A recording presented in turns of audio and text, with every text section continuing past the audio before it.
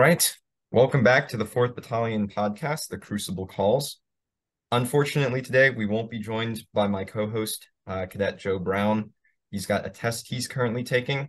However, I'm still here, and today we have... I'm Cadet Major Joseph Vocaturo. I'm the band company commander this fall.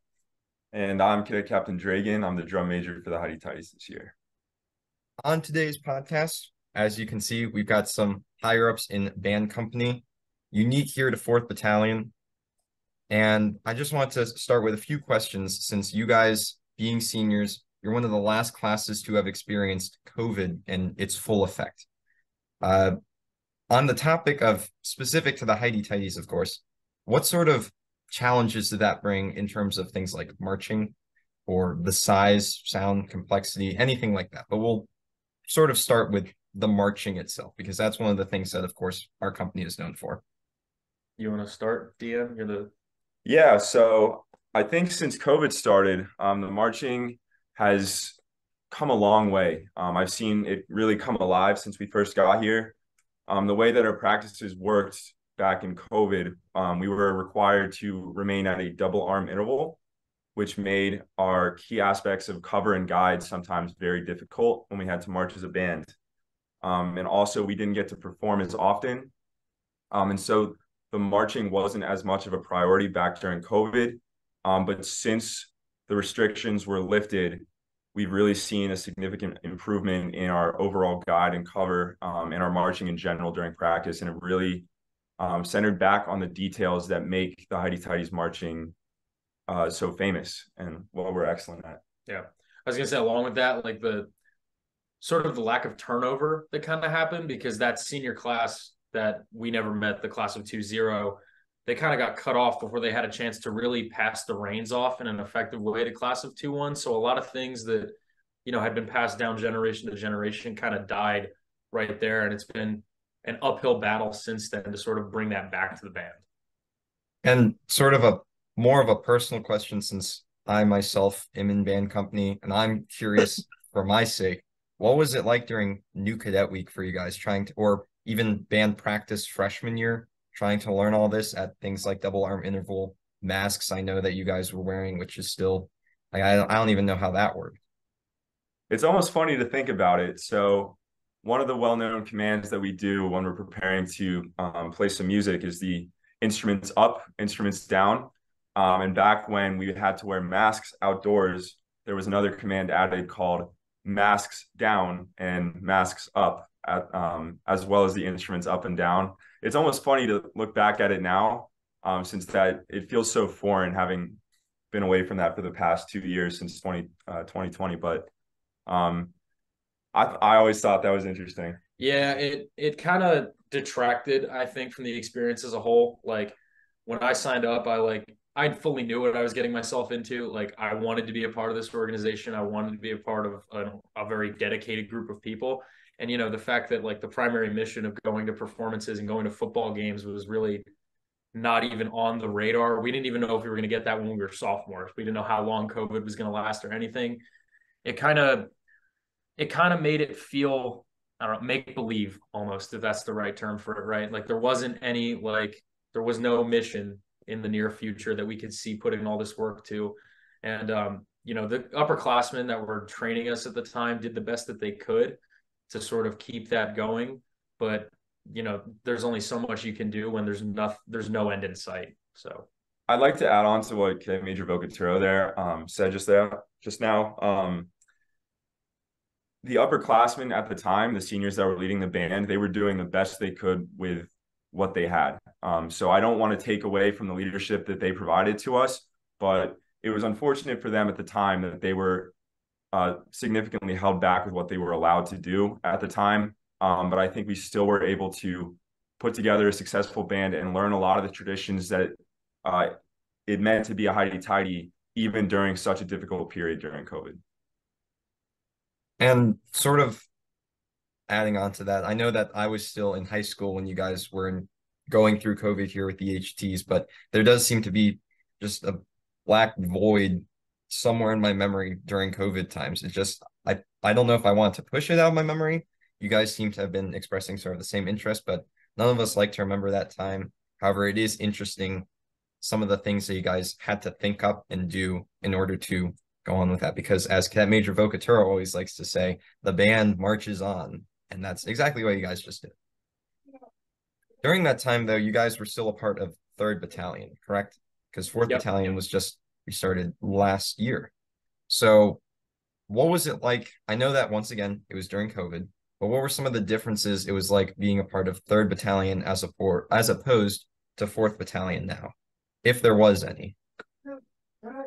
I can kind of start off on that one. I think one of the biggest differences is in terms of the battalion culture. It's a little bit different in 4th Battalion. It's much more of a battalion culture versus in 3rd Battalion. It was very much the companies were left to their own devices. And again, that's, kind of the initiative of our deputy commandant and our SEA now. But back then we had Captain McGrath our freshman year and half of our sophomore year. And during that time, Sergeant Major Combs was our SEA. And they were very hands-off, especially with band company, because they kind of saw that we were very set in our ways, and those didn't really jive well with the rest of the line companies in 3rd Battalion sometimes. So they were very hands-off with us, at least from my perspective. Again, that was freshman perspective, so I don't know a lot of the behind-the-scenes workings. But 4th Battalion, I feel like it's much more of like an overall battalion experience, and then band just has this additional mission set that we fulfill, right? I think Master Gunnery Sergeant summed it up to me best when he described 4th Battalion as like a Marine Corps expeditionary unit. Because in a Marine expeditionary unit, you have like a headquarters command, so that's like the battalion staff. And then you have 2 infantry companies, which is, in our case, November and Oscar would be the infantry companies. And then band is like the air wing, right? We have this other mission set just in addition to still being members of 4th Battalion. I think that's obviously I haven't heard that analogy before, but I think that's a good way to put it, especially. Anything to add on to that yourself, Captain Dragan? Or did he might have summed it up well, but. Yeah, it's kind of hard to follow that up. What I can really say is back in our freshman year when we were part of 3rd Battalion, yes, Captain McGrath was serving as the interim deputy commandant at the time while we were transitioning between staff. But I have to agree that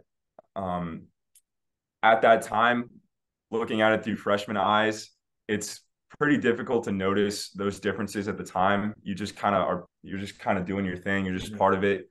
But I will say that since we become a part of 4th Battalion, and as we've been standing up as a battalion and transitioned as a company, I really feel like in 4th Battalion, there's been a really strong effort to unify us with the line companies that we never had back in 3rd Battalion when we were India, Kilo, and Lima.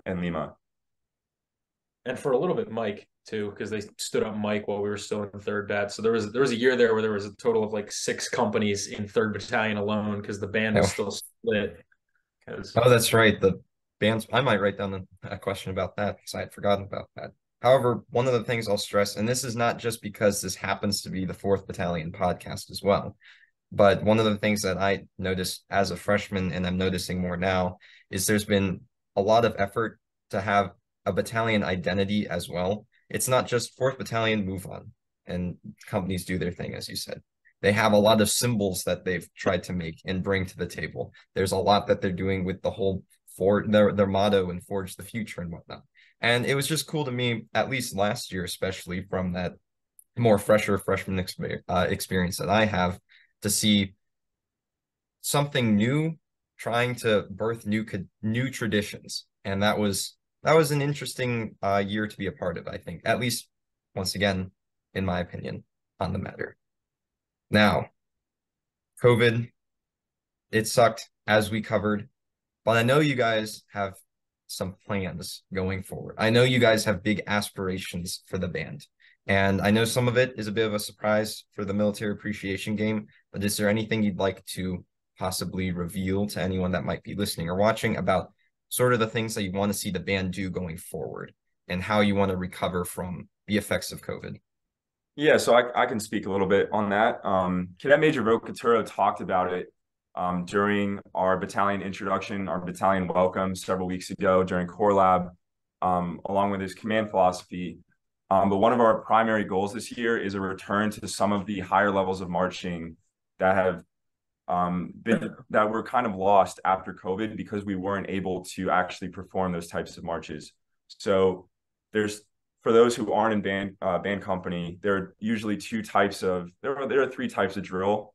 There's drum major drill, which is where the band follows the direction of the mace. They follow whistle commands and mace commands to figure out where to go. There's drill card drill, where there's abbreviations and commands written down on a card that need to be memorized in order to tell you where your position is and how many counts and how many steps you need to take.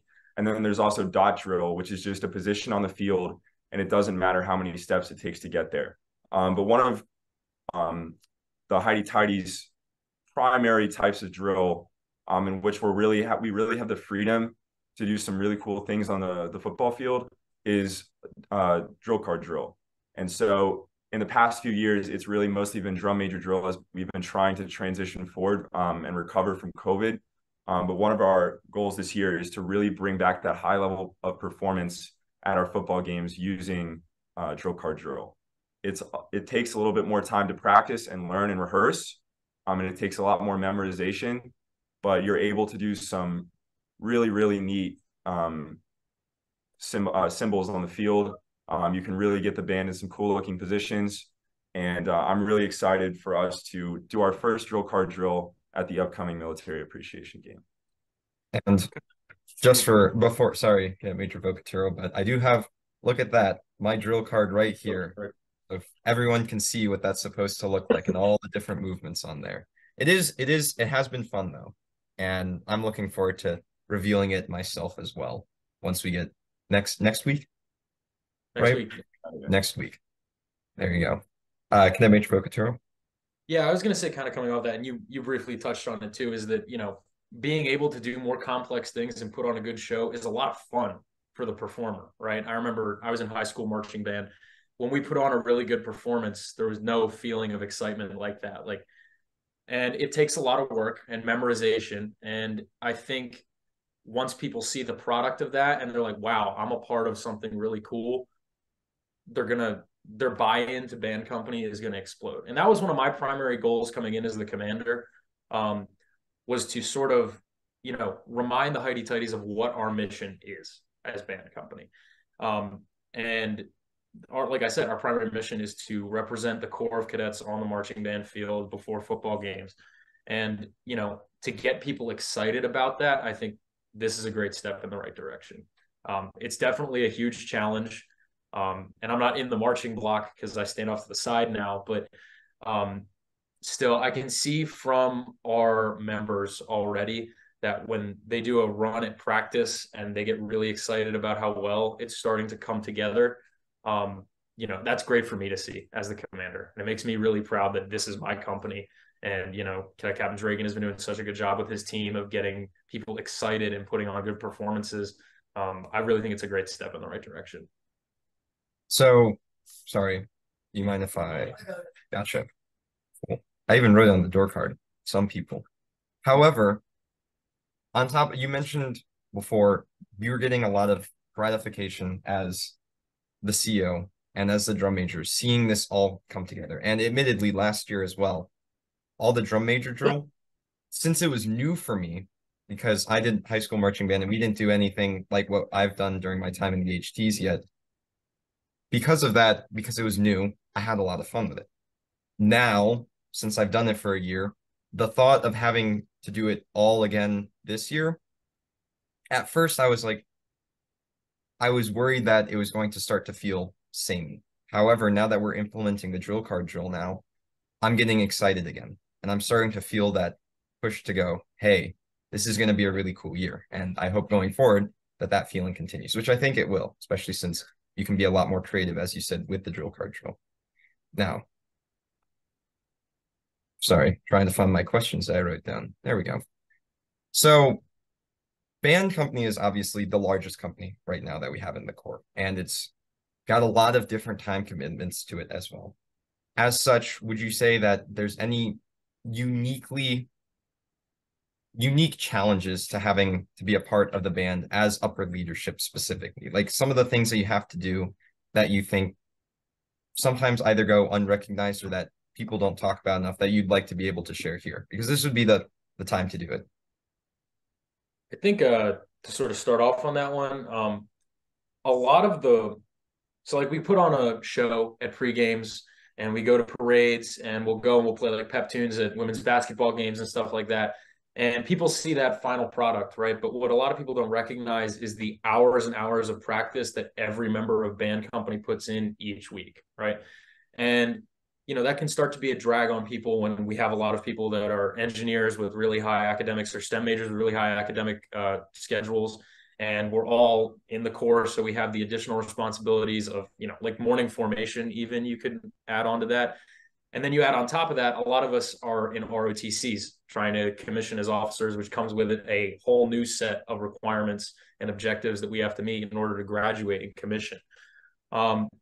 So I think a lot of the hours of practice that everyone puts in, plus the hours of preparation that Cadet Captain Dragan and his team put in, don't really get recognized as much because it's all behind the scenes. And, people don't see that when we step on the field. From a leadership perspective, it just means that we have like virtually double the amount of events and practices and like company form-ups and everything that we have to coordinate with everything. So it just means that, we're constantly communicating up and down the chain with who's going to be a band practice, who's not going to be a band practice. How does this affect our performance ability? It just kind of adds another side of it that nobody really sees. Any additional? Sorry. Something you mentioned earlier is when you were almost feeling like, doing another year of drum major drill, it could start to feel like it's the same thing over and over again. And even when we're doing more unique drills, I totally understand that. I felt that way for almost 3 years in a row. And it's understandable when you're having, on top of all the responsibilities that Cadet Major Vocaturo talked about, and then when you're adding on an hour and a half of practice 3 or 4 days a week, and then all these performance events that we have to do, it does start to take a toll on people, which is why it's so important that we try to make those practices as interesting as possible and keep people involved and keep the morale high. And that's one of the goals this year is, and hopefully it'll come with doing these more interesting drills, is that it keeps each practice unique in its own way. And it starts to take away a little bit of that repetitive feeling that people start to get, because it does add up over the course of the year. But at the same time, I feel like the hard work that we put in, when we finally do get to do those performances, you're filled with a sense of pride, and it's well deserved too for the amount of hours that get poured into each of these practices. But I also have to say, like, I want to give a shout out to my staff, because yes, from the upper leadership perspective, there is a lot of behind the scenes work. And for me as the drum major, often I feel like it's unfortunate that I feel like I take some of that credit because I'm kind of the image of the leadership of the band, but there are so many people that I work with on a daily basis. I have my drill captain, Cadet Second Lieutenant Hornberg, as well as my brass captain, my woodwind captain, my percussion captain, my performance officer, my performance NCO, and all these people that help to make this happen. Cadet Sergeant First Class Fens helps assemble all of the drills into a software. And there's a lot of planning that goes into each practice and performance that we do. And so from that side, it really is a different kind of transition from when you're inside of the block at practice to when you're actually in charge of organizing those things. And it comes with its unique set of challenges. And those people deserve recognition, but at the same time, I feel like the credit should go to the entire band as a whole. And I feel like that's where the recognition is deserved. And those are the people that should be the main focus of our performances, is the people that are actually executing that planning and those practices and that hard work. And that's what I think is important.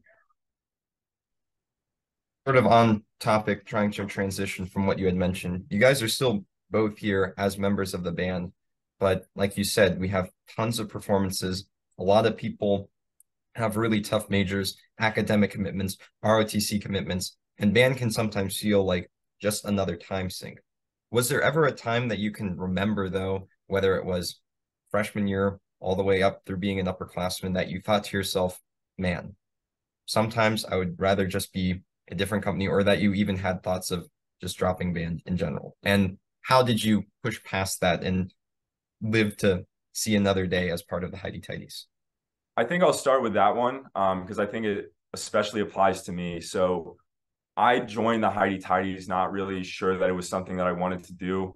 And I've shared this story with several people. I joined the band because I was told that I could room with one of my friends from high school. And then 2 weeks into the semester, he transferred schools. And so I was left with a couple feelings because I had never been in a band in my entire life. And it was a completely new environment to me, different type of people, a different culture than I was used to. And then on top of that, going through COVID as a freshman in the Corps of Cadets, it can be a lot to take in. And so there were many days where I considered leaving the Heidi Tidies and just going to a line company so I could focus on my own goals outside of the band. But I think what really helped me to stay was was my squad leader, my cadre leadership. It was Cadet Major Nutter. He eventually became the band commander. But what really made me stay was the people that were in the company. Both my friends in my class and the leadership that I had helped me to see the bigger picture. But it wasn't just during freshman year. Like, I saw those challenges as a sophomore and a junior, and there were many times when I questioned what I was doing here. But it finally dawned on me during my junior year that being in band company gives you so many more opportunities to pursue excellence and to there are so many leadership opportunities as a section chief, as a captain, being in the performance chain of command. And there's no better feeling in the world than putting that work in and putting on a good performance. And then, like, when we're doing a parade, getting on that bus and heading back. And I don't think there's anything in the world that can match that. And I wouldn't give that up. I would never give that up. I think anyone who tells you that they've never once thought maybe it would be easier in a different company, I think anybody that will tell you that is a liar, because I'm pretty sure every member of band company has had that thought at least once, right? And of course, I'm not throwing shade on other companies by that, but just the time commitment of it is something that can really start to weigh on people. And I know it did for me. I'm an engineer, and I transferred from being in VPI to being in ROTC between my freshman and sophomore year, which presented a whole set of challenges that I had to kind of work through. And during that time, I definitely thought to myself, if I could just focus on that, maybe that would be better for me. But like Captain Dragan said, one of the biggest things that kept me here was my friends and the people that I had seen be great leaders through band company. And I think one of the advantages that we kind of get on the back end of everything is that we have measurable ways to look at how our leadership is doing and how we're developing as leaders. For some companies, the only measurable factor that they have is how they do on gold cord scoring, right? But for us, we compete for gold cord just like every other company, and we can measure our development as leaders on how well our company performs. But we can also measure how well we're doing based off of, the performances we put on, right? A poorly led band won't put on a good show. But if the band goes out there and puts on a great show, it means that from top to bottom, I think every member of a band company is doing their work and they're inspired to do that work. And for me, it was really the people and the factor of that I'm going to get really good leadership experience from this company that I will take with me into my naval career and beyond. Well, gentlemen, I would like to say thank you, first of all.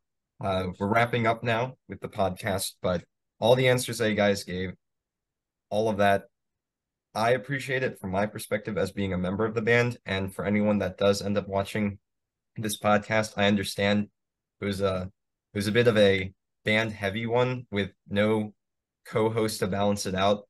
However, for anyone that does end up watching or listening, I hope they do enjoy this behind the scenes look at what it's like to be in the Heidi-Tighties, what the challenges that entails are, and what it's been like to be a part of 4th Battalion during this transitional period from when you guys used to be in 3rd to now.